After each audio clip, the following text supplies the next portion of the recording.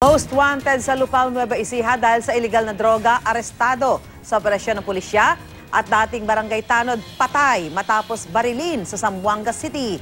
Narito ang report. Dead on arrival sa ospital ang dating barangay tanod na ito matapos barilin sa barangay Cabalway, Zamboanga City.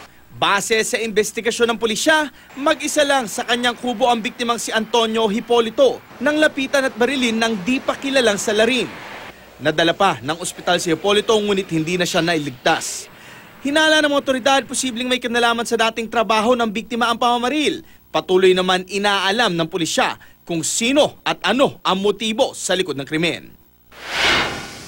Dalawang magkaibigan ng patay matapos tangayin ng malakas na agos ng tubig na may kasamang lahar sa isang ilog sa Florida Blanca sa Pampanga.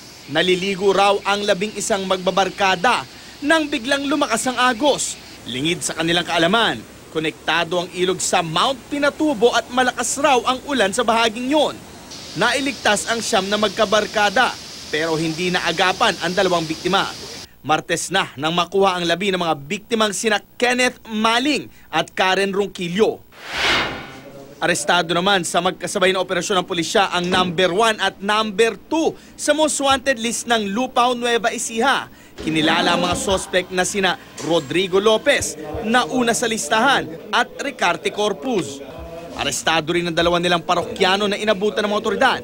Nakuha mula sa kanila ang ilang sachet ng shabu at matataas na kalibre ng armas. Nakukulong na sila ngayon sa Lupao Police Station.